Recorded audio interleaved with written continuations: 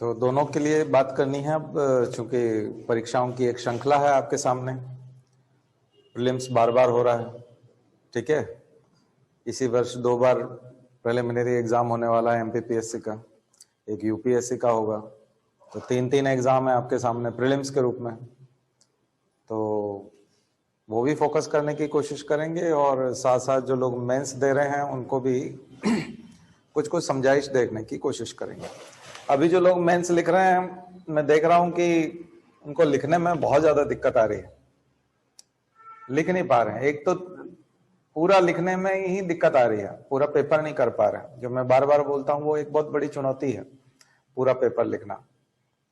अब बताइए, आपका टेस्ट ले रहे हैं तो फुलपट्टी सामने आ रही है कि आपने लिख पा रहे हैं। और मान लिया जाए जो व्यक्ति ओवर कॉन्फिडेंट रहते हैं, लिखते हैं कि हम तो सब कुछ लिख देंगे और वहां फोड़ देंगे तोड़ देंगे। बहुत भयंकर बात करते हैं लोग, सर मेंस तो फोड़ देंगे, मेंस की टेंशन नहीं है, बस प्रीलिम्स निकलवा दो। अब प्रीलिम्स निकल गया तो मेंस में लिखते ही नहीं बन रहा है, 50% परफॉर्मेंस है। तो मैं भी जिन लोगों की कॉपी चेक कर रहा हूं तो मैंने देखा है कि जिन लोगों ने अभी मेंस की कॉपी चेक की, मैंने तो करीब 27 टेस्ट लिए मेंस के यूपीएससी का। तो 27 टेस्ट लिए, तो जब हम एक व्यक्ति की कॉपी चेक करते रहते हैं और जब समूह में बहुत सारों की कॉपी चेक करते हैं, या समूह में भी किसी व्यक्ति की बार बार कॉपी चेक करते रहते हैं, जैसे हमने एक एक व्यक्ति की कॉपी 27 बार चेक की, तो हैंडराइटिंग भी समझ में आने लगती है, हमको याद भी हो जाता है कि व्यक्ति कौन है और इसकी हैंडराइटिंग क्या है और ये कैसे लिखता है, उसका स्टाइल भी समझ में आने लगता है। तो फिर मैं बायस्ड हो जाता हूं, चेक करने वाला बायस्ड हो जाता है। तो अब हम एक प्रयोग करेंगे कि जो 2-3 टेस्ट होंगे उसके बाद कॉपी चेक करने के लिए दूसरे को देंगे, मतलब हमारे ग्रुप में जो कॉपी चेक कर सकते हैं ऐसे लोगों को हम लोग देंगे और उनसे चेक करवाने की कोशिश करेंगे। फिर मैं सुपरवाइज करूंगा उसको, मैं देखूंगा उसको कि उसमें कैसे चेक किया है उन्होंने, गलतियां क्या की हैं वो मैं देखूंगा। लेकिन वो इसलिए करवाना पड़ेगा कि मान लिया जाए किसी एथिक्स के प्रश्न में 10 नंबर का प्रश्न है 4th पेपर में, और उस पर ईमानदारी पे लिखना है या सेवा भाव पे लिखना है, और आपने ईमानदारी पे सेवा पे बहुत बढ़िया लिखा, लेकिन उतना अच्छा नहीं लिखा, उसमें कोटेशन नहीं दिए थे, बहुत सारी चीजें नहीं दी थी, तो मैंने आपको 4 नंबर दिए थे। तो 10 में से 4 में अगर किसी प्रश्न का उत्तर का नंबर दे चुका हूं आपको, और अगर मैं ही वो व्यक्ति हूं जो फिर से कॉपी चेक कर रहा हूं, और अगली बार आप अगर 2 चीजें एक्स्ट्रा दोगे उसमें, तो मुझे पता है पिछली बार इसने ये नहीं दिया था, अब ये दे रहा है तो मुझे 6 देना पड़ेंगे, 4 के बढ़ा करके 6 हो जाएंगे, तो आपका स्कोर तो बढ़ गया। तो हो सकता है कि पहली बार जब मैं कॉपी चेक कर रहा हूं तब आपको 250 में से 110 आ रहे हैं, और जब मैं आपकी 10वीं बार कॉपी चेक करूंगा तब आपके 130 आ जाएंगे। क्योंकि हर बार अगर मैं मान लीजिए 2-2 नंबर पे बढ़ाऊं आपके पूरे पेपर में, तो 20 नंबर तो बढ़ जाएंगे। सारे क्वेश्चंस की बात नहीं कर रहा मैं, 2-2 नंबर एक एक पेपर की बता रहा हूं। अगर मैंने पहली बार आपकी कॉपी चेक की 110 आए, दूसरी बार आपकी कॉपी चेक की 112 आए, 10 टेस्ट ले लिए मैंने, तो 10 टेस्ट के बाद में ऐसा हो सकता है कि मैं आपको 130 दूं, क्योंकि आप परफॉर्मेंस भी बढ़ाओगे। तो ऐसा हो सकता है कि जब आप मेंस एग्जाम रियल में वहां देंगे एग्जाम में, तब हो सकता है कि आपके 130 आए, या हो सकता है 110 ही रह जाए, क्योंकि उसकी अपेक्षा कितनी है आपसे, वो किस अपेक्षा पे 6 नंबर देता है और किस अपेक्षा पे 4 नंबर देता है, ये डिपेंड करता है। इसलिए कई बार आप अच्छा परफॉर्मेंस करते हो उसके बावजूद भी आपको मार्क्स नहीं मिलते, और कई बार ठीक ठीक करते हो उसके बावजूद अच्छे मार्क्स मिल जाते हैं। कारण समझ में आ गया? तो ये थोड़ा सा लक है आपके साथ कि वो कॉपी जो चेक कर रहा है, क्योंकि मैं खुद चेक कर रहा हूं एक व्यक्ति, तो मैं ही पूर्वाग्रह से ग्रसित हो जाता हूं, क्योंकि मैं उस व्यक्ति को जानने लगता हूं, उसकी हैंडराइटिंग जानने लगता हूं, उसकी स्ट्रेंथ समझ में आ जाती है, और मुझे साफ साफ दिखने लगता है कि ये काफी प्रोग्रेस है। और पहले इसको 10 दिन पहले 15 दिन पहले 110 दिए थे, तो अभी मैं 110 कैसे दे सकता हूं? क्योंकि आखिर वो बच्चा भी तो पूछेगा, आपने मुझे 10 दिन पहले 110 दिए थे, अभी भी 110 ही दे रहे हैं, मैंने तो इतना इंप्रूव कर लिया। तो मैं 130 तक ले जाऊंगा उसको, लेकिन परीक्षा में उसको 130 मिलेंगे कि नहीं? तो मैं ये बात आपसे इसलिए कह रहा हूं, ये अनुभव साझा करने का कारण ये है कि आप अपनी परफॉर्मेंस को बहुत अच्छे से बढ़ाइए। जब वर्ल्ड हेरिटेज साइट के बारे में लिखना हो तो वर्ल्ड हेरिटेज साइट जितनी भी है उतनी अगर आप नहीं लिख सकते हैं तो 25 तो लिखिए कम से कम। पहले आपने 12, अभी बहुत सारे बच्चों को मैं देख रहा हूं कि वो नेशनल पार्क पे लिखना है तो 4-5 नेशनल पार्क लिख के छोड़ रहे हैं। कुछ अगर और हम पूछ रहे हैं कि ये लिस्ट बनाओ या ये करो तो वो 8-10 लिख देते हैं, जबकि वो 40 है। तो 40 में से 30-35 तो लिखो, 25 लिखो। आप 3-3, 4-4 लिख करके 7-7, 8-8 लिख करके कैसे नंबर मिलेंगे? तो ज्यादा लिखना पड़ेगा, ज्यादा दो। और नई चीजें जिसने जमाने को बदला है, जिसने, देखिए प्रीलिम्स में भी वही आएगा, मेंस में भी वही आएगा। अब मैं फिर प्रीलिम्स पे आता हूं। जिन चीजों ने जमाने को बदला है उसके प्रश्न ज्यादा बनेंगे।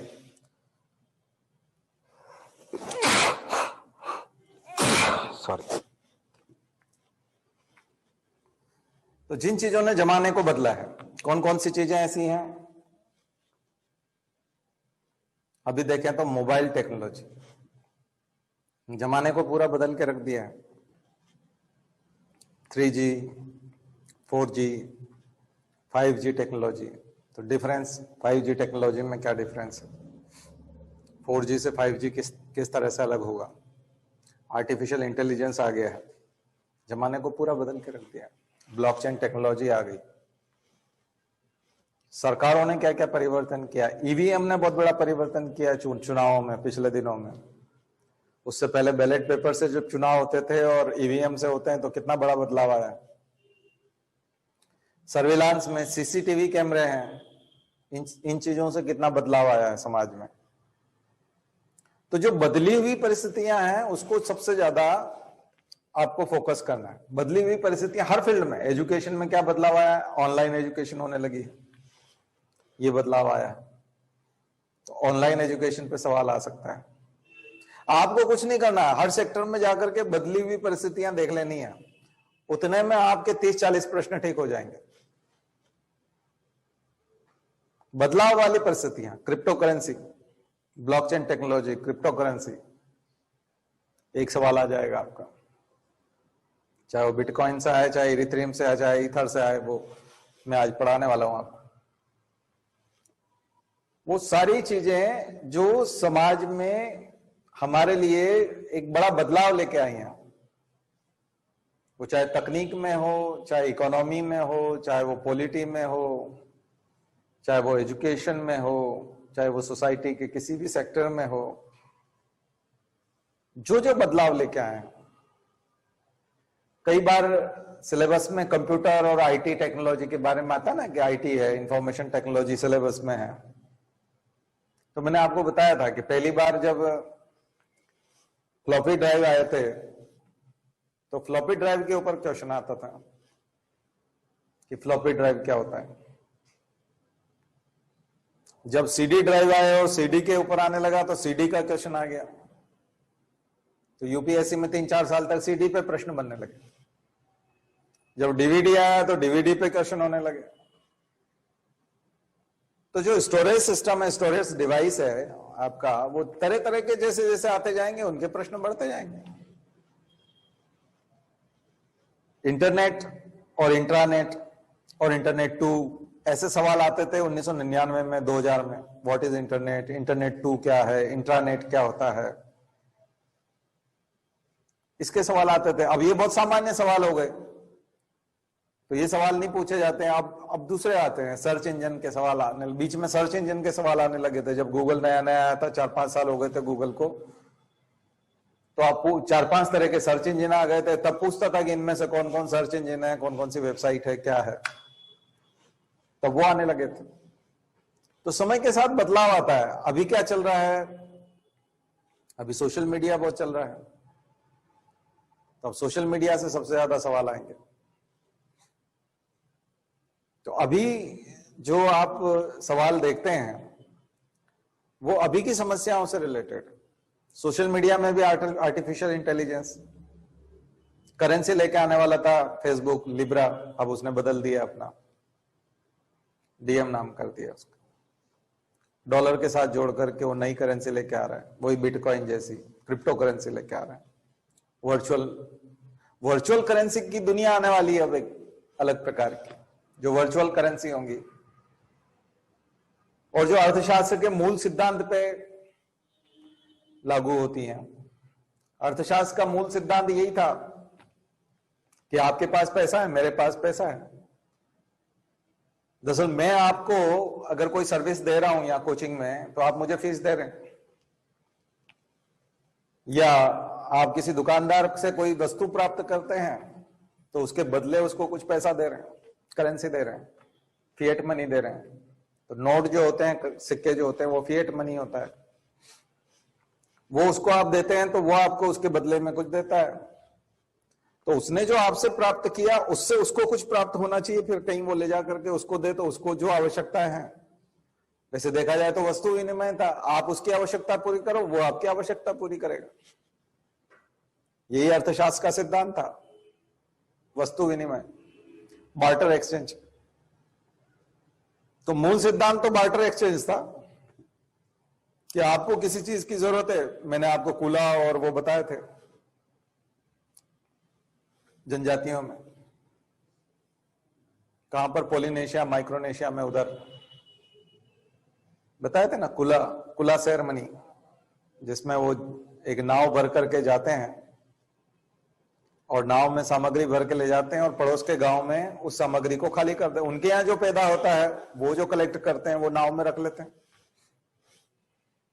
और उसको ले जाकर के दूसरे गांव में ले जाके उड़ेल देते हैं, वहां से वो चीजें भर लेते हैं जो वहां के लोगों के पास होती है और फिर नाव लेके अपने यहाँ आ जाते हैं। ऐसे ही वो भी लेके आते हैं, ये कुला सेरेमनी होती है। यही सब चीजें थी।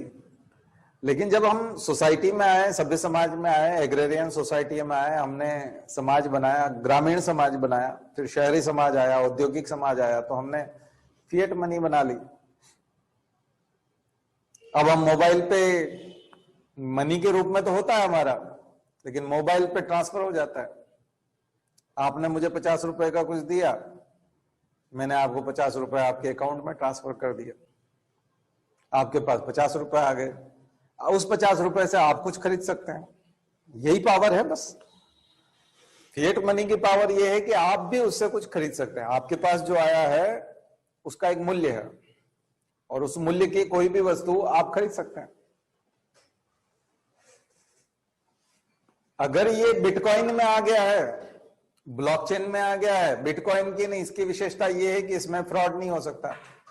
फ्रॉड होने की संभावना बहुत कम होती है। हालांकि हुआ है अभी कुछ में, रिपल में हुआ है पिछले दिनों केस। वो अल्ट कॉइन है, बहुत सारे अल्ट कॉइन चल रहे हैं, हजारों हैं। मैं आज कुछ बताने वाला हूं आपको। तो अल्ट कॉइन जो होते हैं वो बिटकॉइन के अल्टरनेट में जो आई हैं, वो क्या करती हैं, फ्रॉड उनमें होने की संभावना बहुत कम रहती है, लेकिन करने वाले जो डेटा माइनिंग करते हैं वो कर लेते हैं। और कमजोर लोग जो जानकार नहीं होते वो फंस जाते हैं उसमें। जो जानकार लोग हैं वो तो नहीं फंसते। लेकिन ब्लॉकचेन की विशेषता ये है कि उसमें गड़बड़ होने की संभावना बहुत कम होती है। जैसे भूमि का बंटवारा होता है आपके यहाँ, तो पिता के पास 10 एकड़ जमीन है और उसके 2 बेटे हैं, तो 5-5 एकड़ जमीन आ जाएगी। तो 10 एकड़ में से ही 5-5 एकड़ आएगी। एकदम से जमीन खींच करके लंबी तो नहीं हो जाएगी। वैसे ही बिटकॉइन जितने निर्धारित कर दिए उतने 2140 तक उसने कहा एंड होगा, लास्ट बिटकॉइन माइनिंग होगी। 2140 के बाद में बिटकॉइन माइनिंग नहीं हो सकती, नया बिटकॉइन नहीं बन सकता। तो अंतिम माइनिंग जो होगी वो, तो बिटकॉइन तो उतने ही होंगे निश्चित, और उतने ही रहेंगे। तो उसी में बंटवारा होता जाएगा, तो उसी का वैल्यू बढ़ता जाएगा। अभी $32,000 चल रहा है एक बिटकॉइन की कीमत। $32,000 का एक बिटकॉइन आता है। अभी 5 गुना कीमतें बढ़ी है लॉकडाउन से पहले। लॉकडाउन के दौरान 5 गुना कीमत बढ़ गई है लगभग। तो किसी ने अगर बिटकॉइन लिए होते, आसान है बिटकॉइन लेना भारत में, बहुत सारे ऐसे सेंटर्स हैं जहां जाकर के आप एक्सचेंज कर सकते हैं।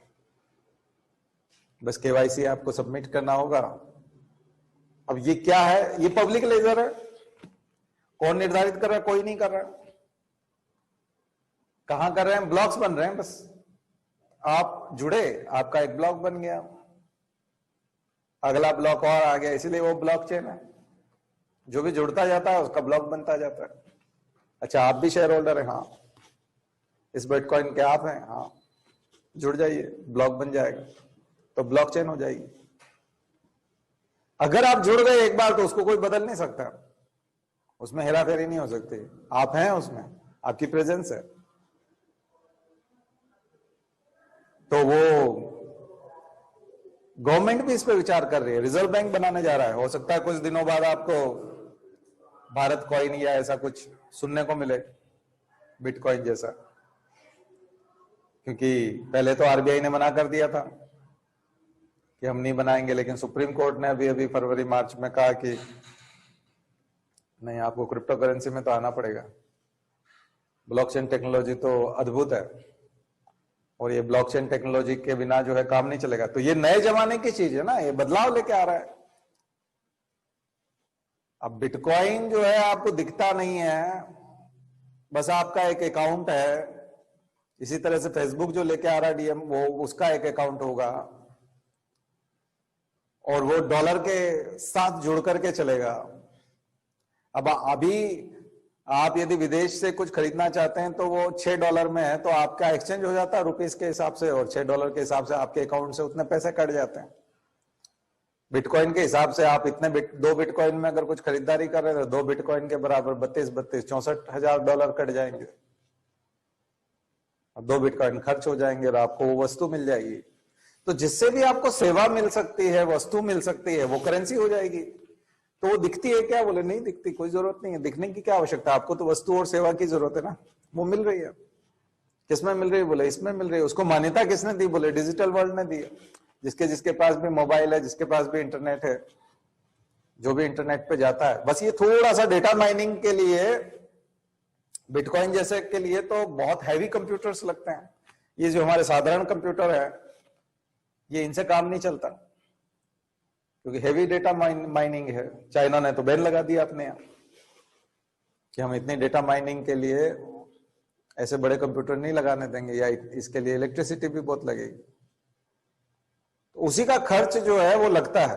आप कहेंगे प्रिंटिंग में खर्च लगता है, कागज का मनी छापते हैं, उधर मिंटिंग करते हैं, सिक्के डालते हैं, तो उसमें भी धातु लगती है, मशीन लगती है, लेबर लगती है, लोगों को लगाना पड़ता है, तो उसकी कॉस्ट भी तो निकलेगी। तो डेटा माइनिंग में क्या होगा? कंप्यूटर्स लगेंगे, और कंप्यूटर्स पे ऑपरेटर होंगे, बिजली लगेगी, इंटरनेट का खर्चा होगा। तो इससे उसकी मूल्य बढ़ता जाएगा, क्योंकि वो उसमें इनपुट कॉस्ट के तौर पे जुड़ेगा। बात समझ में आ रही है ना? ये इसका मतलब है दुनिया पूरी बदलने वाली है। अब आपका रुपया, पैसा और डॉलर भी गया, एक नई प्रकार की दुनिया आने वाली है, और वो इंतजार कर रही है जिसमें क्रिप्टो करेंसी होगी, ब्लॉकचेन टेक्नोलॉजी पे आधारित होगी। जमीन जायदाद का हिसाब किताब भी हो सकता है ब्लॉकचेन टेक्नोलॉजी के हिसाब से ही हो, क्योंकि कोई फेरबदल होगा नहीं। जो गफलत हो जाती है कि रामलाल का लड़का मुकेश है, तो कई बार गफलत हो जाती है, तहसीलदार गड़बड़ कर देते हैं, पटवारी करते हैं, वो कर ही नहीं सकते। वो ब्लॉक जहां फिट हो गया वो उसी का हो गया, बस बात खत्म हो गई। और वो तो पहले चला जाता ना, जैसे आप किताबें जमाते जाते अगर पीछे की तरफ चली गई तो वो किताब तो वही रहेगी। तो जिसका ब्लॉक पीछे चला गया, वो चेन में बहुत पीछे है, वो है वहां पर, बस बात खत्म। उसकी जो संतानें हैं वो उसके साथ जुड़ करके उतने ब्लॉक बन जाएंगे। तो अब सारी की सारी चीजें जो कैलकुलेटेड होती, जो डिसेंट्रलाइज होनी है, वो सारी की सारी चीजें किसके माध्यम से होनी है? ब्लॉकचेन के माध्यम से ही होनी है। और कंप्यूटराइज्ड होनी है।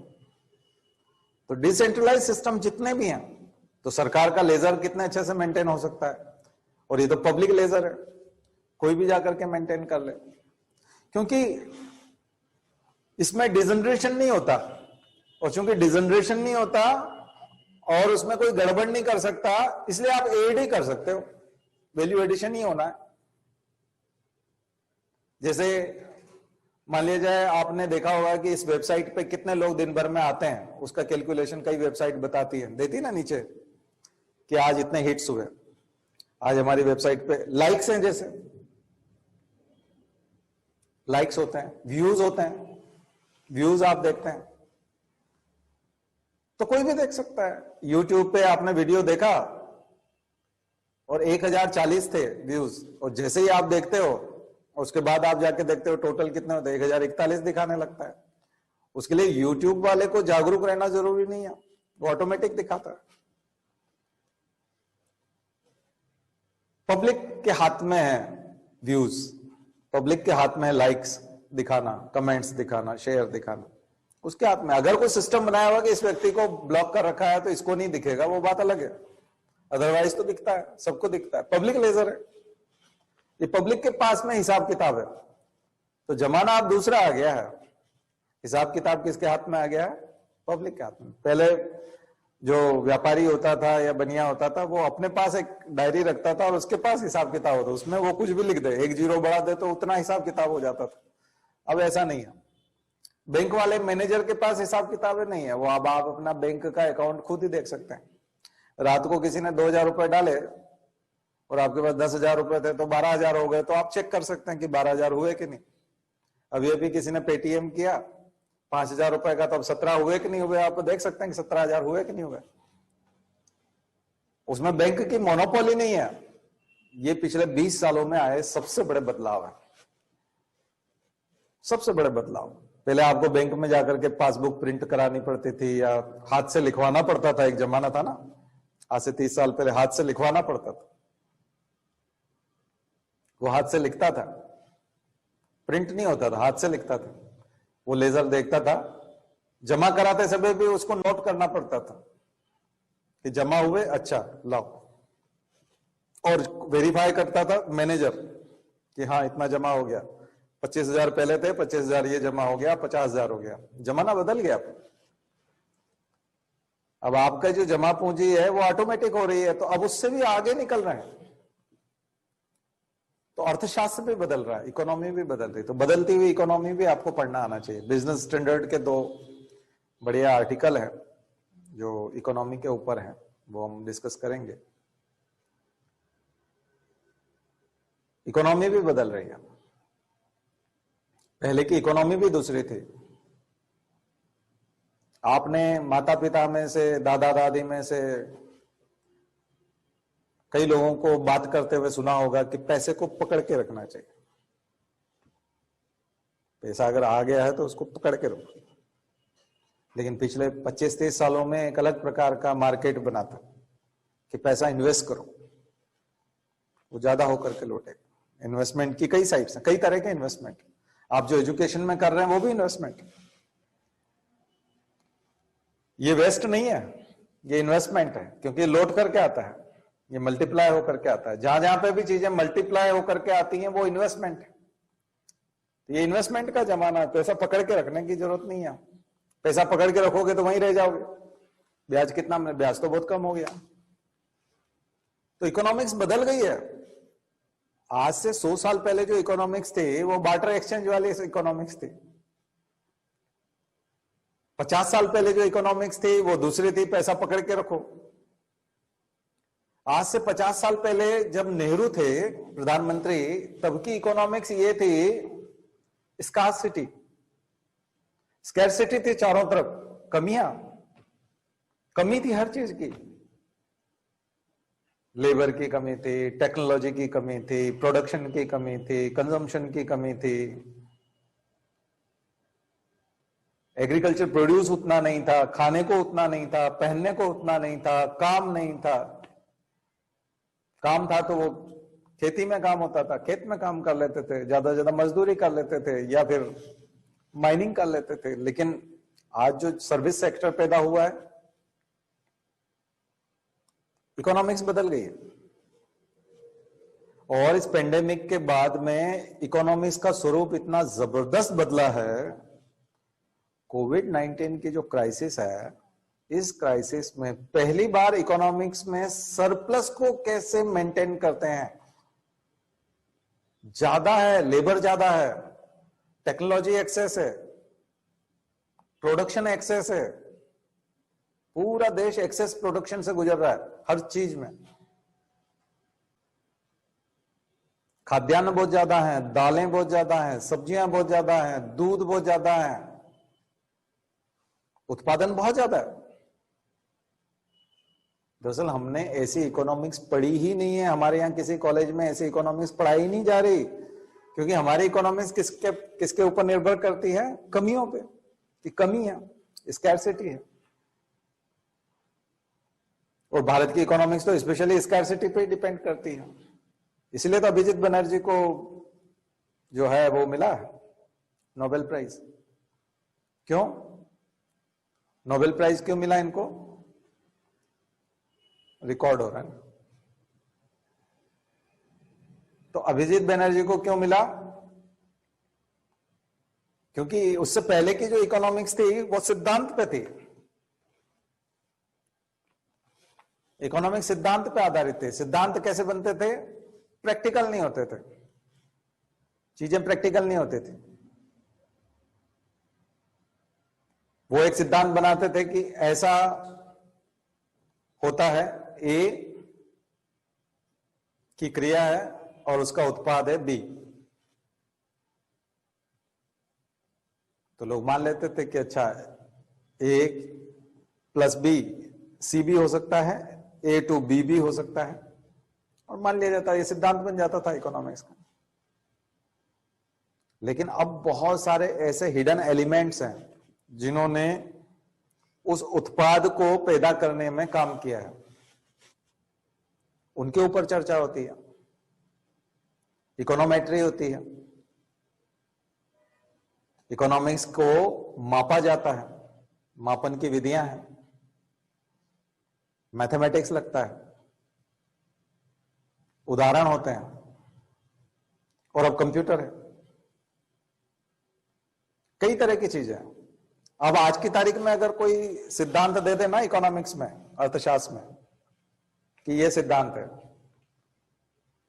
तो पूछेंगे कि कैसे? तो फिर वो कंप्यूटर के माध्यम से गणना करके बताएगा, इकोनोमेट्री करके बताएगा, कंप्यूटर पे तरह तरह के ग्राफ के माध्यम से रिप्रेजेंट करेगा, कई तरह की कैलकुलेशंस होंगी। इन सब के आधार पे जब आप प्रस्तुत करोगे तो वो सिद्धांत मान्य होगा। लेकिन ये सिद्धांत कब तक चलेगा? तो इसमें दो चीजें जोड़ी उन्होंने, इंडक्शन और डिडक्शन। क्या आप चीजें जोड़ते जाएंगे या उसको डिडक्ट भी करेंगे? तो कैसे? आप पर्टिकुलर टू जनरल जाएंगे या जनरल टू पर्टिकुलर आएंगे? पर्टिकुलर टू जनरल, जनरल या जनरल टू पर्टिकुलर? तो आने वाले समय की जो इकोनॉमिक्स होगी वो जनरल टू पर्टिकुलर की तरफ होगी। जैसे white swan and black swan का कंसेप्ट। व्हाइट स्वान मतलब हंस सफेद होते हैं। तो जिस व्यक्ति ने हंस केवल सफेद देखे हैं, एक व्यक्ति दो तरह से इस चीज को कह सकता है कि केवल हंस सफेद ही होते हैं, हंस केवल सफेद ही होते हैं। और एक व्यक्ति कह सकता है कि मैंने सफेद हंस ही देखे हैं। दोनों में अंतर समझ में आ रहा है? तो इकोनॉमिक्स जो पुरानी थी ना, वो इस टाइप की थी। वो बोलते थे कि हंस सफेद ही होते हैं एक तरह से। लेकिन जब ऑस्ट्रेलिया में ब्लैक स्वान मिला, काला हंस भी मिला तो लोगों ने बोलना का स्वरूप बदल दिया।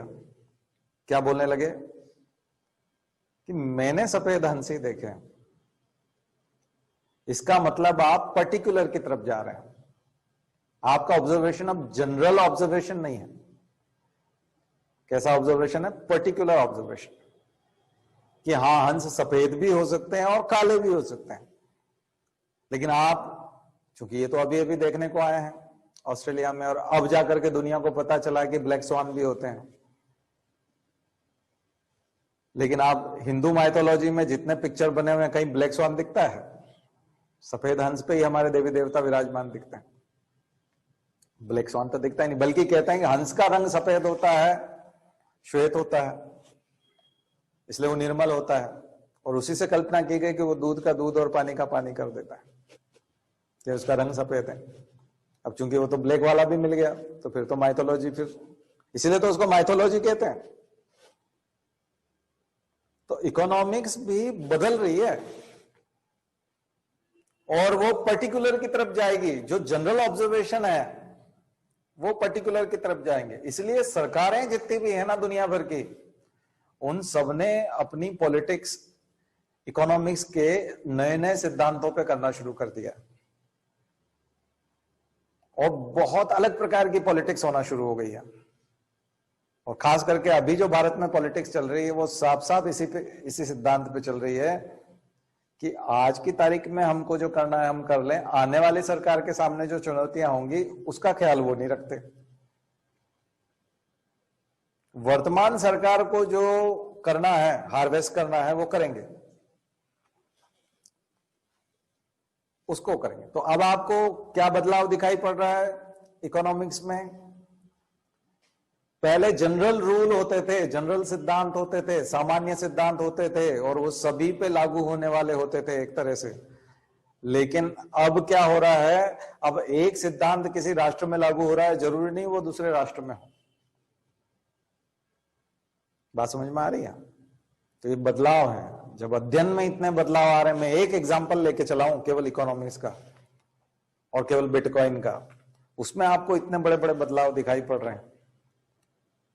तो फिर आप खेलों के क्षेत्र में चले जाइए, जब आप विज्ञान के दूसरे क्षेत्रों में चले जाइए, इलाज में चले जाइए, हेल्थ वाले सेक्टर में चले जाइए, कितना बड़ा बदलाव है। पहले के वैक्सीनेशन में और इस वैक्सीनेशन में कितना, पहले कभी ड्राई रन देखा ही नहीं आपने, पहले इतनी बड़ी तैयारी नहीं देखी, मास वैक्सीनेशन की इतनी बड़ी तैयारी नहीं देखी, अब आप देखने जा रहे हैं। पहले ऐसा पेंडेमिक नहीं देख रहे थे। ऐसा नहीं कि 1.5 लाख लोग मरना बहुत बड़ी बात है, 1.5 लाख लोग तो बहुत सारी बीमारियों में मर जाते हैं, टीबी में इससे ज्यादा मर जाते हैं, 3 लाख मर जाते हैं। 1 साल होने आ रहा है ना पेंडेमिक में, 1.5 लाख लोग ही मरे ना। मैं क्यों बोल रहा हूँ 1.5 लाख ही मरे हैं? क्योंकि टीबी में 3 लाख मर जाते हैं। लेकिन टीबी के प्रति तो हम चिंतित ही नहीं है, वो भी ऐसे ही खांसी से फैलता है। आप मास्क लगा के रहोगे तो हो सकता है कि टीबी से भी बच जाए। मैंने बहुत सारे लोगों को देखा कि वो बोलते हैं सर हर साल ठंड में बुखार आता था, सर्दी हुआ, इस बार साल भर मास्क लगाए रखे तो हमको अभी हो नहीं रहा है। इस सर्दी में हमको ना तो बुखार आ रहा है, ना खांसी हो रही, ना सर्दी हो रही है, जबकि हर बार फ्लू होता था। तो नॉर्मल फ्लू से बच गए, बताओ, क्योंकि मास्क लगाए हुए घूम रहे हैं, सावधानी बरत रहे हैं, हाथ धो रहे हैं बार बार। अब ये हाथ धोने की और सैनिटाइज करने की, और अगर ये आदत वैसे ही रखो तो आपको हर साल जो बीमारियां होती है वैसे ही बच जाएंगे आप। तो बहुत सारी दूसरी बीमारियों से बच गए। तो ये बदलाव है स्वास्थ्य के क्षेत्र में, हेल्थ और हाइजीन के क्षेत्र में बहुत बहुत बड़ा बदलाव है। तो ये आपका सवाल बनेगा। अब आप देखना, आपका जब पेपर आएगा ना प्री का, उसमें आप देखना प्री के पेपर में कितने प्रश्न ऐसे हैं जो इस बदलाव से रिलेटेड है। तो फिर आपको लगेगा केवल बदलाव ही पढ़ लेते तो सिर्फ परीक्षा पास कर जाते। एक तरफ आप सिलेबस कंप्लीट करने के लिए किताबें ढूंढ रहे हो और किताबें पढ़ रहे हो। ये परीक्षा किताबों की परीक्षा नहीं है, ये आम जिंदगी में बदलाव की परीक्षा है। क्योंकि आपको मैनेज करना है, एडमिनिस्ट्रेट करना है उसको। एडमिनिस्ट्रेशन में जा रहे हो ना आप, रियल जिंदगी से खेलने वाले हो आप। टीचर रियल जिंदगी से नहीं खेलता, वो सिद्धांतों को पढ़ाता है, व्याख्या करता है, किताबों के सिद्धांतों को किताबी तरीके से पढ़ाता है, और बच्चे किताबी तरीके से रटते हैं और फिर उसको लिखते हैं। यहां पे रियलिटी है, बल्कि इतनी रियलिटी तो पढ़ाई भी नहीं जाती, वो वहां जाकर के दंग रह जाता है कि अच्छा इतना रियल है। आपको तो पढ़ाई नहीं जाती, ट्रेनिंग में होता है। 50% पार्ट ट्रेनिंग में होता है और 50% पार्ट सीधा फील्ड में होता है नौकरी लगने के बाद। अभी आपको उस तरह से पढ़ाया नहीं जाता। स्कूल कॉलेज में कहां पढ़ाते हैं? स्कूल कॉलेज में उस तरह से पढ़ाते ही नहीं है। पैंडेमिक में और ज्यादा समझ में आया। अभी आप जो लोग तैयारी कर रहे हैं, आपको अंदाजा ही नहीं है कि आप किस बात की तैयारी कर रहे हैं। आपको लगता है कि आप हिस्ट्री पढ़ रहे हैं, आपको लगता है कि आपको पॉलिटी पढ़ रहे हैं, आपको लगता है इकोनॉमी पढ़ रहे हैं, साइंस एंड टेक्नोलॉजी पढ़ रहे हैं। आप साइंस एंड टेक्नोलॉजी नहीं पढ़ रहे हैं, साइंस एंड टेक्नोलॉजी का एडमिनिस्ट्रेशन में कैसे यूज होगा ये पढ़ रहे हैं। एडमिनिस्ट्रेशन में कैसे यूज करना है ये पढ़ रहे हैं। और एडमिनिस्ट्रेशन जो है वो जितना भी कुछ है दिख रहा है आपको, जितने भी सेक्टर हैं उन सबको जोड़ करके आपको काम लेना है, उससे जनता का वेलफेयर कराना है। तो आपकी साइंस एंड टेक्नोलॉजी कहां जाके रुकेगी? ये फोर्थ पेपर का बहुत अच्छा, मैं आपको फोर्थ पेपर में काम आएगा आपको ये मैं जो बता रहा हूं। ये जो साइंस एंड टेक्नोलॉजी है, ये जो आपका ज्ञान है, इस ज्ञान के माध्यम से सरकार की योजनाओं का लाभ जनता को दिलवाना। हिस्ट्री का नॉलेज है वो उतना काम आएगा नहीं आएगा, इसलिए हिस्ट्री उतनी आती भी नहीं है। पॉलिटी आएगी, ज्योग्राफी आएगी, ज्योग्राफी का नॉलेज आएगा, इकोनॉमिक्स का आएगा, हिस्ट्री का उतना नहीं आता। बल्कि हिस्ट्री में एग्जाम्पल आते हैं कि इनोवेशन किसने किया था, टोडरमल ने किया था, तो टोडरमल कई बार पूछ लिया जाता है। अलाउद्दीन खिलजी की बाजार व्यवस्था पूछ ली जाती है। क्यों पूछ ली जाती है? क्योंकि अलाउद्दीन खिलजी ने इनोवेशन किया था, अभी तक किसी ने नहीं किया था वैसा। तो जो जो इनोवेटिव आइडिया है, मोहम्मद बिन तुगलक है, अलाउद्दीन खिलजी हैं, अकबर है, टोडरमल है, तो जहां जहां आपको इनोवेशन दिखाई पड़ता है, धर्म के मामले में अमीर खुसरो, सूफीज्म में मोइनुद्दीन चिश्ती, ये सब उस जमाने के ऐसे क्रांतिकारी लोग थे जिन्होंने एक तरह से रिवॉल्यूशन किया है। तो उनको पूछ लिया जाता है। तो इसका मतलब रिवॉल्यूशंस पूछी जाती है, बदलाव पूछे जाते हैं। तो आपको लगता है ये हिस्ट्री पूछ रहा है? हिस्ट्री नहीं है, आपको प्रेरणा देने की कोशिश हो रही है कि देखो कितना महान आदमी था।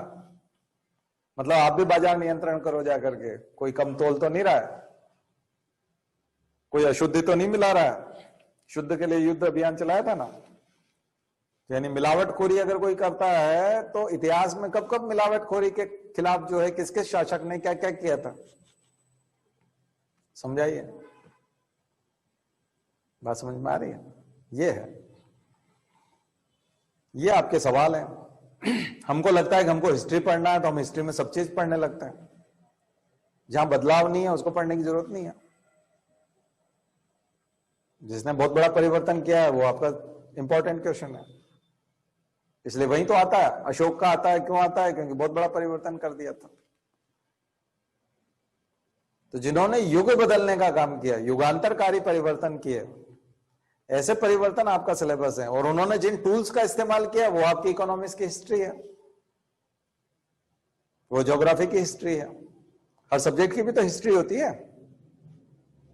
ज्योग्राफी है, जब जब बदला गया है दुनिया भर में, ज्योग्राफिकल मैप जब बदलाव हुए तो ज्योग्राफी की हिस्ट्री हो जाएगी। आप पढ़ते हो ना हिस्ट्री थ्रो मैप्स, उसमें क्या होता है? यही होता है। तो बहुत देखा, अगर आप, मैं एक जो विजन देने की कोशिश कर रहा हूं, तो सिलेबस बहुत छोटा है, पढ़ने के लिए बहुत कुछ कम है, और बहुत सिलेक्टिव पढ़ करके आप पास हो सकते हैं। पर आपको समझ में आना चाहिए कि मैं क्या पढ़ने के लिए आपको कह रहा हूं, और वही आपका प्रश्न है और उसी का उत्तर जो है उस रूप में दिया जाना चाहिए। कुल मिलाकर के आपकी पढ़ाई और स्कूल कॉलेज की पढ़ाई में बहुत अंतर है। स्कूल कॉलेज की पढ़ाई प्रैक्टिकल नहीं है, वो थ्योरेटिकल है, और वो थ्योरी है। और थ्योरी के रूप में ही आपको लिखना पड़ता है। आपको स्कूल से बीए करने के बाद, बीकॉम करने के बाद में, एमटेक करने के बाद में सीधा कहीं डेप्यूट किया जाता है। तो अगर आपकी प्रोफेशनल डिग्री है तो आप प्रोफेशनल डिग्री में जाते हैं, एलएलबी है तो आप वकील बन जाते हैं, मेडिकल के तो आप डॉक्टर बन जाते हैं, इंजीनियरिंग के तो आप इंजीनियर बन जाते हैं, वो बात अलग है। अगर आप ह्यूमैनिटीज से पढ़े हुए हैं तो आप टीचर बन जाते हैं, फिर से ह्यूमैनिटीज पढ़ाते हैं। लेकिन प्रोफेशनल डिग्री वाले प्रोफेशन करते हैं। लेकिन सिविल सर्विसेज में आकर के आप एडमिनिस्ट्रेशन करते हैं। तमाम प्रोफेशन वालों को भी सिखाते हैं कि उनको क्या करना चाहिए, ह्यूमैनिटीज वालों को भी सिखाते हैं उनको क्या करना चाहिए, स्कूल वालों को भी सिखाते हैं, कॉलेज वालों को भी सिखाते हैं, डॉक्टरों को भी सिखाते हैं, इंजीनियर्स को भी सिखाते हैं। उनको उनकी इंजीनियरिंग आप याद दिलाने जाते हैं कि भाई तुम इंजीनियरिंग करके आए हो, ठीक से इंजीनियरिंग तो कर लो, इससे तो इंसान का कल्याण ही नहीं हो रहा है, नागरिक तो हालत खराब है। तुमने एक ऐसी इंजीनियरिंग की, वो शमशान घाट में वो गिर गया ना यूपी में, देखा आपने मुरादनगर में। तो वो किसी नगर निगम ने या किसी ने जिसने भी बनाया होगा तो वो घोटाला निकल आया ना, उसने कहा मैंने 16 लाख रिश्वत दी थी तो मैं घटिया मटेरियल ही तो लगाऊंगा। 16 लाख तो अधिकारी ने ले लिया, तो उस पर रासुका लगाया भ्रष्टाचार। इसका मतलब करप्शन के ऊपर अब एनएसए लगेगा, ठीक है ना। तो लोगों पे लगाम लगेगी क्योंकि एनएसए तो बहुत सख्त कानून है, आपको आतंकवादी बना दिया एक तरह से। यानी भ्रष्टाचार जो है वो आतंकवाद हो गया, क्योंकि आतंकवाद में भी तो 20-25 लोगों की ऐसे ही जाने जाती है। वो बम विस्फोट करके, बम लगा के प्लांट करके आ जाता है, फट जाता है बम, 20-25 लोग मर जाते हैं। यहाँ गैलरी के गिरने से 20-25 लोग मर गए, बात तो आतंकवादी हो गया। इसका मतलब करप्शन आतंकवाद है। मूवी देखी थी कि नहीं, वो मदारी क्या थी, मदारी थी, हाँ इरफान की थी शायद। हाँ, उसमें भी तो यही था, वो पुल गिरने से, उसमें वही बताता है कि यही आतंकवाद है भाई। आतंकवादी होने के लिए मुंह पे कपड़ा बांध करके कहीं बम लगा के थोड़ी आना है। आपके यहाँ जो आपके जो घर पड़ोस में, आस पड़ोस में जो कुछ भी पैसा खा खा के अपना घर बड़ा बना रहे हैं और अपना खुद का माल जुटा रहे हैं, वो सब आतंकवादी हैं। घुसपैठिए जो पाकिस्तान से और कश्मीर से आने की जरूरत नहीं है। आतंकवादी बाहर से नहीं आते, हमारे यहाँ पे पैदा होते हैं, हमारे घरों में भी होते हैं। और हम तारीफ कर रहे होते हैं कि अभी उन्होंने 2 करोड़ में बनाया है, अभी नया वाला जो मकान लिया वो 2 करोड़ का है, बहुत जबरदस्त है और बहुत सॉलिड इनकम है उनकी। अभी भी कल भी एक लड़का आया था, बोले हमारे जीजा जी जो है वो बहुत पैसा है उनके पास, हर महीने बोले सर कम से कम 50-60 लाख रुपया वो हर महीने कहीं न कहीं से बना लेते हैं। मैं कहा ये तो बहुत ही जबरदस्त काम है भाई। तो उसको गर्व हो रहा था अपने जीजा पे, जबकि इस परिभाषा के हिसाब से वो आतंकवाद है। लेकिन आप फील्ड में जब जाते हैं तो आपको यही सब सिखाने की जरूरत पड़ती है। सभी को नैतिकता सिखाते हैं हम, तो एडमिनिस्ट्रेशन वाले सिखाते हैं।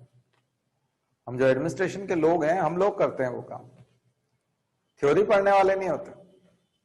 तो फिर हमारी जो पढ़ाई है वो पूरी अलग होनी चाहिए, व्यावहारिक होनी चाहिए, क्योंकि हमको तो फील्ड में जाकर के वो सब चीजें करनी ना। आप लोग इमेजिन नहीं कर रहे ना, अभी यहाँ बैठे हैं तो अभी आपको कुछ समझ में नहीं आ रही है, लेकिन जैसे ही आप केवल तहसीलदार बन जाइए, इतने में आपका लेवल बदल जाएगा। आप ऑफिस में जाएंगे और बैठेंगे और सिग्नेचर करेंगे, उससे बंटवारा हो जाएगा जमीन का, नाम परिवर्तन हो जाएगा जमीन का। पहले जमीन पे दूसरे का नाम था, आपके सिग्नेचर के बाद अब दूसरे का नाम चलने लग जाएगा। सर्टिफिकेट बन जाएंगे, जाति के सर्टिफिकेट बन जाएंगे, आय का प्रमाण पत्र बन जाएगा। आप जो जो सिग्नेचर करोगे उससे जो भूमि का उपयोग है वो बदल जाएगा। पहले वो खेती लायक जमीन थी, अब उस पर निर्माण हो सकता है, उस पर कॉलोनी कट सकती है केवल आपके सिग्नेचर मात्र से। तो जब खेती होती थी तब वो 10 लाख रुपए एकड़ थी, और जब उस पर प्लॉट कटने लगे तो वो 5 करोड़ रुपया बन गया उसका। 10 लाख की जमीन कितने में बदल गई, 5 करोड़ की जमीन हो गई, क्योंकि अब उस पर प्लॉट कटेंगे, कॉलोनी बनेगी, रोड्स बनेंगे, इलेक्ट्रिसिटी आएगी, पाइपलाइन डलेगी पानी की तो कॉलोनी में डेवलप हो जाएगा। तो डेवलपर जो है, अब मान लिया जाए कोई 10 लाख में खरीदी हुई जमीन को 5 करोड़ में जाने वाली है, तो वो तो आपको रिश्वत दे सकता है। इसी का तो पैसा कमाते रहते हैं प्रशासनिक अधिकारी। लेकिन ये आपके सिग्नेचर से हो जाता है, आप कर देते हो। अब अभी आपके सिग्नेचर की क्या वैल्यू है? अब कोई शिक्षक है, वो पीएचडी किया हुआ है, कॉलेज में प्रोफेसर है, पीएचडी किया, उनसे कह दो साहब आप सिग्नेचर कर दो, हम यहाँ कॉलोनी काटेंगे, उनके सिग्नेचर की वैल्यू क्या है? डॉक्टर को कहो आप कर दो, आप, उसकी वैल्यू नहीं है, वो नहीं कर सकता प्रशासन। इंजीनियर को कह दो तुम ही कर दो, बोले इंजीनियर साहब भी कहता है नहीं वो तहसीलदार साहब करेंगे। बोले वो कितने, वो बोले वो बीए किए हुए, उन्होंने केवल बीए किया है। और फिर कलेक्टर तो बहुत ऊपर है, तहसीलदार के ऊपर तो एसडीएम है, एसडीएम के ऊपर एडीएम है, एडीएम के बाद फिर डीएम है। तो डीएम तो बहुत बड़ी चीज हो जाती है। तो फिर अगर आप आईएएस होते हैं तो ये जो प्रैक्टिकल वाला जो भाग में आप जा रहे हैं, तो मुझे लगता है कि बदलाव वाली चीजों पे आपको फोकस करना चाहिए। बहुत जल्दी आपका एग्जाम निकलेगा, और अगर हम ऐसा नहीं करेंगे और हम एक एक चीज को पढ़ना चाहते हैं, तो आपको कई सब्जेक्ट में एमए करना पड़ जाएगा, तब भी आप उस लायक नहीं बनोगे। तो आपको कौन सी चीज पे फोकस करना है?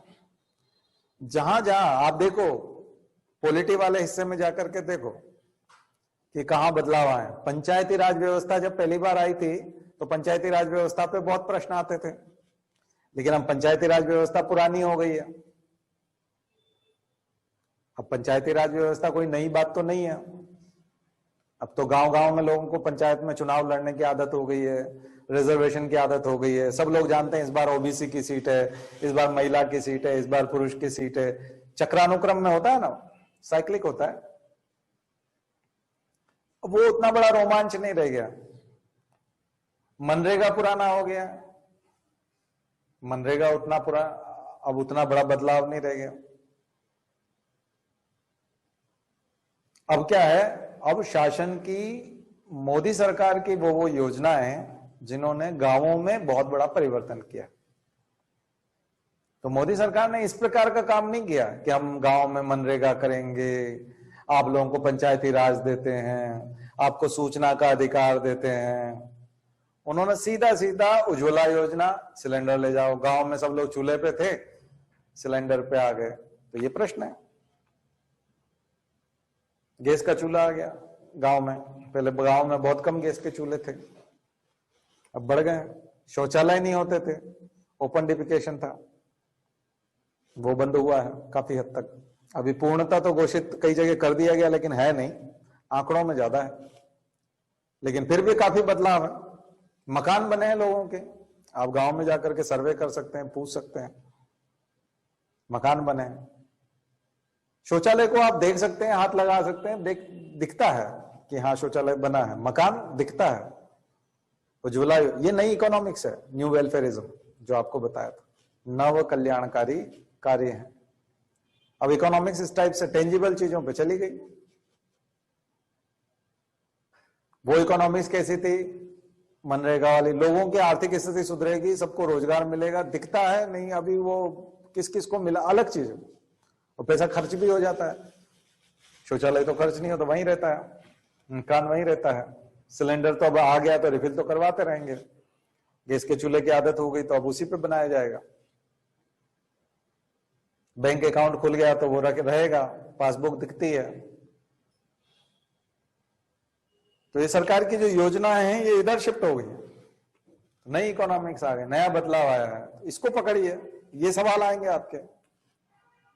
मोबाइल हाथ में आ गया है तो आ गया है, मोबाइल से आप काम करने लगे, पढ़ाई करने लगे मोबाइल से। तो मैं खास करके जो हमारे परिचित जितनी भी महिलाएं हैं, खास करके वो सब जब उनको फोन करते हैं या कभी कोई बात होती है तो बोलते बेटे के पास मोबाइल है या बेटी के पास मोबाइल है, वो पढ़ रही है। तो वो जब सो जाते हैं बच्चे तब उनसे बात करो, या तो आप परिवार में भी कोई सदस्य हैं, है ना, बहन को फोन लगा रहे हैं, बुआ को लगा रहे हैं, किसी को भी लगा रहे हैं, तो बोलते हैं नहीं इस समय में मोबाइल किसके पास रहता है। खास करके पुरुषों के मोबाइल तो उन्हीं के पास है, वो काम पे निकल जाते हैं, उन्हीं के पास। महिलाएं घर पे रहती थी, उनके पास जो मोबाइल थे वो सब बच्चों के पास चले गए। बच्चों को नया मोबाइल नहीं दिला पाया तो महिलाओं ने क्या किया, वो अपने बच्चों को दे दिए, भैया बेटा पढ़ो तुम इससे। उनके हाथ में कब आता है? जब वो थक के सो जाता है, पढ़ाई वढ़ाई हो जाती है उसकी पूरी, तब जाकर के उसके पास बात करने का मौका मिलता है। हो गया ना जमाने में बदलाव। तो मोबाइल से पढ़ाई हो रही है, तो मोबाइल से पढ़ाई और कितने अच्छे तरीके से हो सकती है, कौन कौन से ऐप से हो सकती है, ये आपके सवाल रहेंगे इस बार के। तो मैं आपके प्रश्न जो है वो सिलेक्ट कर करके बता रहा हूं एरिया से। पहले भी मैं बताता आया हूं, बहुत सारे लेक्चर हुए हैं इसके ऊपर, लेकिन इस बार मैं अलग तरीके से आपको बता रहा हूं, बदलाव के ऊपर, चेंज के ऊपर, परिवर्तन जो हुए हैं उसके ऊपर। सिनेमा में OTT platform over the top पे गए हैं। आप लोग सबने अगर लॉकडाउन में सिनेमा देखा होगा तो यही प्लेटफॉर्म थे। नेटफ्लिक्स पे जाओ, है ना, अमेजॉन पे जाओ, या फिर आप दूसरे ओटीटी प्लेटफॉर्म जितने भी हैं, तमाम कंपनियां जो आपको इंटरनेट डेटा दे रही हैं वो साथ में ओटीटी प्लेटफॉर्म की जो दूसरे प्लेटफॉर्म है वो फ्री देने की बात कर रही हैं। जियो वाला देता है कि हम आपको 10 ओटीटी प्लेटफॉर्म फ्री देते हैं, 10 आपको नेटफ्लिक्स जैसी सुविधाएं देंगे। सोनी लिव है, सोनी का आ गया है, सबका अपना आ गया। टाटा स्काई वाला देता है। तो जो डिश वाला है वो टीवी में दे रहा है, मोबाइल पे आपको छूट मिल रही है, आपके पास डेस्कटॉप है, लैपटॉप है, तो उस पे आप देख सकते हैं, क्योंकि सिनेमा बंद थे, जमाना बदल गया। हालांकि पहले से ये सब बदलाव आ चुके थे ओटीटी, ऐसा नहीं कि वो कोविड में ही आए, लेकिन कोविड में इसकी व्यावहारिकता सबको समझ में आ गई है कि अगर आपको मनोरंजन करने के लिए, एक तो 2 तरह की चीजें हैं, सिनेमा देखने के लिए पैसे भी होने चाहिए, प्लेटफॉर्म भी होना चाहिए और समय भी होना चाहिए। तो कोविड में पैसे थे नहीं थे वो एक अलग विषय है, जिन लोगों के पास पैसा बचत का था उनके पास तो था ही, और समय बहुत था, और प्लेटफॉर्म उनको घर बैठे मिल गया तो लोगों ने देखा, और उसका इतना जबरदस्त यूज हुआ कि उसने रिकॉर्ड तोड़ दिए बहुत सारे अभी तक। तो सरकार ने पहले कभी भी ओटीटी प्लेटफॉर्म पे सेंसरशिप करने की नहीं सोची थी। क्यों? क्योंकि पहले वो मुख्य धारा का मीडिया नहीं था। तो इस बार सोची, क्योंकि ओटीटी पे अगर सरकार की बुराई आ रही है तो आप कुछ कर ही नहीं सकते, जबकि फिल्म तो सेंसर के लिए होने जाती है, सेंसर के लिए जाती थी ना, पहले सेंसर बोर्ड को जाती थी। अगर उसमें लगता था सरकार के बहुत ज्यादा खिलाफ है तो वो उसको रोक देते थे, कैंची चला देते थे। ओटीटी वाले तो करते नहीं है, वो तो सरकार के पास जाता ही नहीं था। अब उन्होंने कहा नहीं, ये भी आएगा। तो बोले सोशल मीडिया पे जो न्यूज होती है, कोई अगर यूट्यूब चैनल चला करके कर रहा है वो भी आ जाएगा। तो ये आपका सवाल हो जाएगा इस बार का कि ओटीटी प्लेटफॉर्म, उसके फॉर्म देखिए, वो यही ऑब्जेक्टिव बन सकता है एक सिंपल, तो निम्न में से कौन सा ओटीटी में आता है, नहीं आता है। तो आपको पता होना चाहिए कितने प्लेटफॉर्म, कितनी जगह है। फिर सरकार का इस पे किस प्रकार का नियंत्रण है, इसका सवाल आ जाएगा। सरकार ने नियंत्रण कैसे इस्तेमाल किया? तो आपको कुछ समझ में आ रहा है क्या? आपको देखना है। और सबसे बड़े, इस दशक के सबसे बड़े बदलाव के समय में आप साक्षी हैं। पिछले 10 महीने जो थे वो इस दशक के सबसे ज्यादा बदलाव वाला समय था, पिछले 10 महीने, जिसमें सबसे ज्यादा बदलाव आया। मुझे लगता है इस साल तो प्रश्न बिल्कुल ही क्लियर है, ज्यादा कुछ सोचने की जरूरत ही नहीं है इस बार। इस बार की जो लोग आप लोग एग्जाम दोगे, केवल पिछले 10 महीनों में होने वाले बदलाव पे भी अगर फोकस कर लिया तो आपका एग्जाम निकल जाएगा। सिलेबस पूरा एक तरफ और मैं बता रहा हूं पूरा एक तरफ, पर आपको निकालना आना चाहिए, निकालना आना चाहिए, प्रश्न निकालने की कला होनी चाहिए। मैंने तो अभी कुछ एंगल दिए हैं, आपको ज्यादा नहीं दे पाया, लेकिन अब आपके पास समय है कि आप जो कुछ भी पढ़ें उसको देखें कि इसमें बदलाव की कितनी भूमिका है। आपने देखा पुल का उद्घाटन वर्चुअल बटन दबा करके, इसका उद्घाटन बटन दबा करके, जिसका देखो उद्घाटन प्रधानमंत्री बटन दबा के कर रहे हैं वहीं पे दिल्ली से, और वहीं से संबोधित कर रहे हैं। उधर लोग बैठ गए, ये हो गया। Telemedicine, tele education, tele conferencing, VC हो रहा है, सब जगह वीडियो कॉन्फ्रेंसिंग हो रहा है। कोविड की मीटिंग जितनी भी ली है सब वीडियो कॉन्फ्रेंसिंग से हुई है। और सबसे बड़ा बदलाव है कि जो उच्च वर्ग है उसको पहली बार ऐसा लगा है कि हमको निम्न वर्ग के स्वास्थ्य का ख्याल रखना चाहिए। ये जो कोविड है ना, इसने एक बहुत ही अलग प्रकार का संदेश दिया। लोगों को कम्युनिस्ट बनाया है। पहले जेएनयू वाले कम्युनिज्म की बात करते थे और कहते थे सबके पास सुविधाएं होनी चाहिए, सबके पास शिक्षा होनी चाहिए, सबके पास रोजगार होना चाहिए और सबके पास स्वास्थ्य होना चाहिए। तो लोग बोलते थे स्वास्थ्य का क्या, जिसके पास पैसा है वो स्वास्थ्य का ख्याल रखे, हम क्या करें, किसी के पास पैसा नहीं है। तो अब किसी का ड्राइवर है और अगर उसको कोविड है तो वो नहीं चाहेंगे ना कि इसका स्वास्थ्य खराब रहे। पहले तो ऐसा था कि बीमार है तो हम क्या करें, नहीं वो तुम्ही को करना, नहीं तो तुमको हो जाएगा। इसलिए अब आदमी को लगा, पहली बार लगा कोविड में कि मुझे बीमार होने से बचना है तो मुझे दूसरे की बीमारी का ख्याल रखना है कि कहीं वो बीमार ना हो जाए। और चूंकि उसके पास पैसा देने की क्षमता नहीं है, पहले लोग जो पैसे वाले लोग थे, जो पूंजीवादी मानसिकता के लोग थे, खास करके जो दुकानदारी करते हैं, वाणिज्य व्यवसाय से जुड़े हुए लोग हैं, बनिया टाइप जो कॉमर्स वाली विचारधारा होती है, बनिया टाइप विचारधारा होती है, उसमें बस वही थे कि जिसका जो करे, राशन नहीं है तो खाए अपना, कुछ भी करे, कमाए, हाथ भगवान ने हाथ पैर दिए हैं, कमाए अपना। फ्री का क्यों, फ्री में राशन क्यों, क्यों अन्नपूर्णा योजना, क्यों ये योजना, सरकार क्यों, हम टैक्स पेयर्स क्यों भुगते हैं उसको, उसका इलाज वो कराए, प्राइवेट हॉस्पिटल में जाए, बच्चे को प्राइवेट स्कूल में डाले।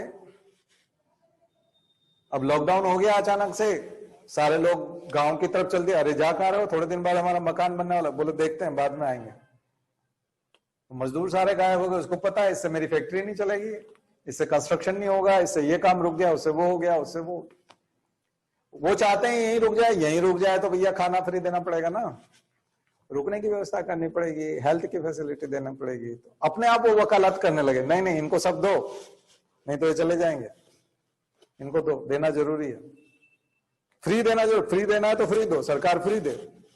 अच्छा इलाज कराओ, नहीं तो ये सब तरफ फैलाएंगे कोविड, इलाज दो, मास्क फ्री दो, इनको मास्क फ्री दो, दवाई दो, वैक्सीन भी फ्री दो, अपने आप सब फ्री पे आ गए। तो पहले बोलते थे फ्री बीज, ये क्या मुफ्त का समझ रखा है, धर्मशाला है, देश है धर्मशाला है, मुंह उठा के आ गए, सब चीज फ्री दे दो तुमको, इतना ओछा बोलते थे। वो सब लोग उदारवादी हो गए, सब कम्युनिस्ट हो गए। क्यों, पेंडेमिक ने सिखा दिया कि दूसरा जिंदा रहेगा तो तुम रहोगे, दूसरा ठीक से रहेगा तो तुम रहोगे। बात समझ में आ गई ना। तो इस पेंडेमिक ने बहुत बड़ा बदलाव किया इकोनॉमिक्स में भी, वेलफेयरिस्टिक स्कीम में भी, सरकार की योजनाओं में भी। मुझे लगता है काफी अच्छा आपको एक इंसाइट मिला होगा और क्वेश्चंस भी आप लोग निकाल पाएंगे। तो कई तरह के बदलाव की चर्चा मैंने की है, लेकिन ये सीमित है, आपको बदलावों की लिस्ट बनानी पड़ेगी हर सेक्टर से, कम्युनिकेशन वाले सेक्टर से, आईटी वाले सेक्टर से, एजुकेशन से। एनर्जी में हम बदलाव की तरफ जा रहे हैं, सोलर एनर्जी की तरफ जा रहे हैं, तो सोलर एनर्जी से सवाल आएगा ही आएगा, रूफटॉप सोलर, स्मार्ट मीटरिंग, कैसे स्मार्ट मीटरिंग करें, कैसे हम लोग कितना गीगा वॉट तक पहुंच गए हैं और क्या लक्ष्य है। पर्यावरण की खूब चर्चा हुई है इस बार, पर्यावरण को बचाना बहुत जरूरी है। अभी ये बर्ड फ्लू आ गया ना, बर्ड फ्लू वाला, एवियन इन्फ्लुएंजा, तो फिर यही इस पे फिर जाएगा, ज़ूनोटिक डिजीज पे, ज़ूनोटिक डिजीज पे खूब चर्चा हुई है। R&D पे खूब काम होना चाहिए देश में, रिसर्च एंड डेवलपमेंट में, क्योंकि तभी तो आप एक से एक वैक्सीन और ये सब जल्दी जल्दी बना पाओगे। फार्मास्यूटिकल में खूब काम होना चाहिए, हेल्थ के सेक्टर में खूब काम होना चाहिए। हमारे यहीं पे पीपीई किट और जो ऑक्सीजन की जो प्रोडक्शन है वो होना चाहिए। अभी संकट आ गया था ऑक्सीजन का, आपको पता है, बेड की कमी हो जाती है, तो हॉस्पिटल्स छोटी छोटी जगहों पे, रूरल एरिया में जो है बढ़िया हॉस्पिटल होने चाहिए ताकि शहरों पे बर्डन ना हो। ट्रांसपोर्टेशन अच्छा होना चाहिए। इन सब चीजों पे आ गया है समय चर्चा करने का। एनवायरमेंट में कार्बन एमिशन कम करना है, जीरो की तरफ जाना है आपको, जीरो एमिशन की तरफ। तो उसके लिए क्या करना पड़ेगा? केवल रूफटॉप से और इससे नहीं होगा ना, और भी है, रिन्यूएबल एनर्जी पे जाना पड़ेगा। इलेक्ट्रिक कारों का सवाल आएगा ही आएगा। इलेक्ट्रिक कार, इलेक्ट्रिक बाइक कौन कौन सी कंपनी ने बना ली है, किसकी कितनी क्षमता है, उसके लिए क्या इंफ्रास्ट्रक्चर की आवश्यकता है।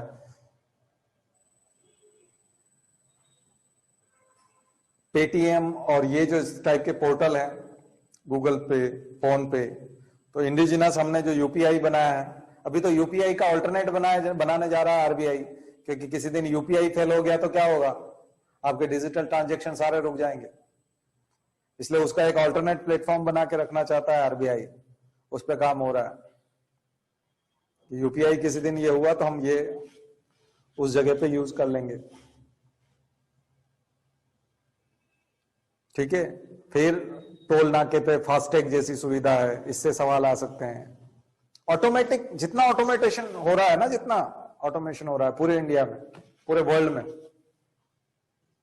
उसके ऊपर एयर कनेक्टिविटी के ऊपर रीथिंक करने की बात आ रही है, क्योंकि एयर कनेक्टिविटी इतनी फास्ट है, वायरस को बहुत सूट करती है। वायरस को क्या चाहिए? एक कॉन्टिनेंट से दूसरे कॉन्टिनेंट में अगर इतने ज्यादा हवाई जहाज आएंगे जाएंगे, दिल्ली के एयरपोर्ट पे जाके खड़े हो जाओ, वहां देखो आप, कुछ नहीं तो वो शेड्यूल देखो फ्लाइट्स का, तो आपको लगा ये फ्रैंकफर्ट जा रहा है, ये शिकागो जा रहा है, ये थोड़ी देर बाद न्यूयॉर्क के लिए उड़ने वाला है, ये न्यूयॉर्क से यहाँ आने वाली है, ये सिडनी जा रही है, ये बीजिंग जा रही है, ये वहां जा रही है फ्लाइट। आप देखोगे कि सैकड़ों फ्लाइट एट ए टाइम, एक घंटे के अंदर अंदर दुनिया के कोने कोने से आ रही है एक घंटे में, और एक ही घंटे में वापस जा भी रही है पूरी दुनिया में। वायरस के लिए इससे ज्यादा अच्छी न्यूज क्या हो सकती है? उसको इतने सारे लोग एक कॉन्टिनेंट से दूसरे कॉन्टिनेंट में हवाई जहाज में बिठा के ले जा रहे हैं। अगर मान लीजिए जहाज से जाते तो 30 दिन लगते, इतने में तो वायरस का साइकिल पूरा हो जाता, तो मर जाता, उसी आदमी के शरीर में मर जाता, नया होस्ट ही नहीं मिलता उसको। यहाँ तो 8 घंटे में वो कॉन्टिनेंट चेंज हो जाएगा। 8 घंटे में कॉन्टिनेंट चेंज हो गया और नए नए मानव समुदाय में पहुंच गया, वहां संक्रमण फैलाया। यही तो कहानी थी। एयर कनेक्टिविटी इतनी ज्यादा नहीं होती तो फैलता क्या? कोविड नहीं फैलता।